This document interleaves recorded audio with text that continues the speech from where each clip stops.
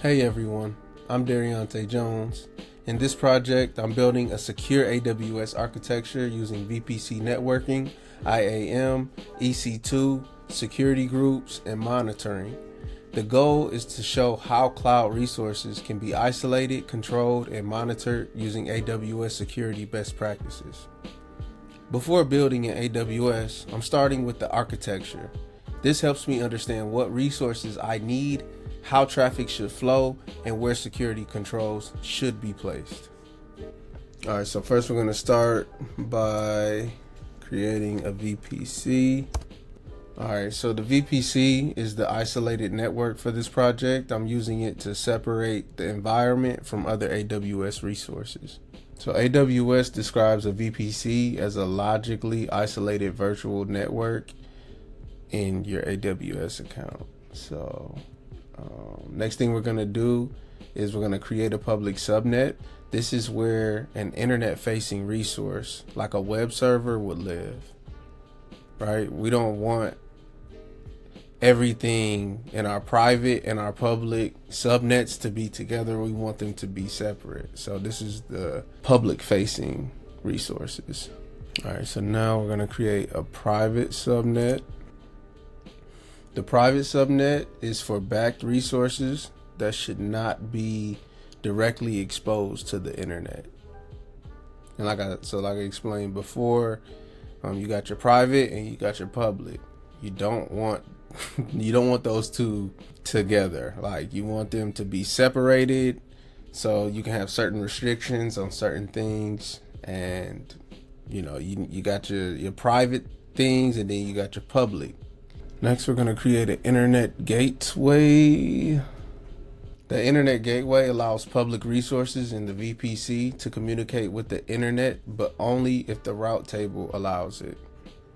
AWS notes that the internet gateways enable internet access for VPC resources when routing is configured. All right, so next we're going to create a route table.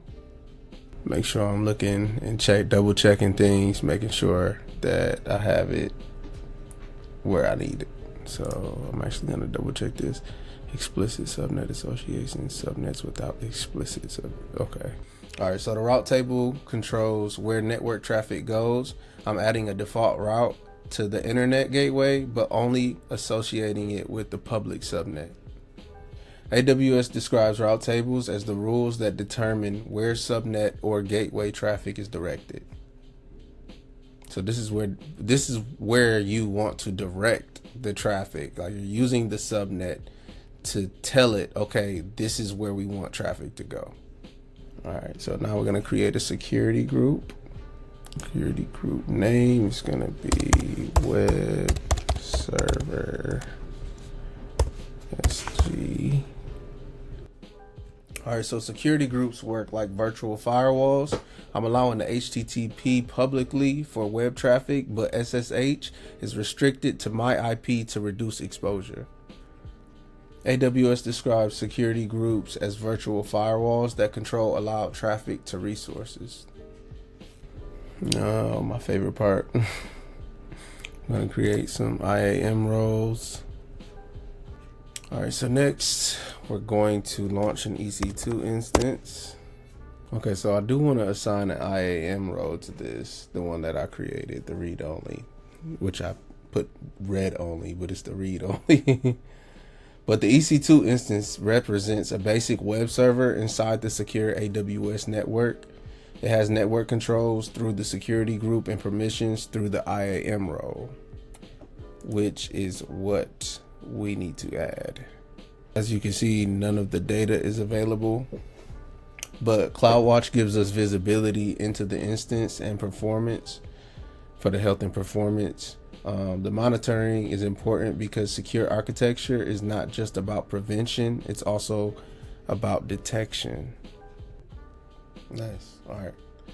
So to recap, I created a secure AWS architecture with a custom VPC. I had a public and private subnet, an internet gateway, a route table, security group, IAM role, EC2 instance, and CloudWatch monitoring.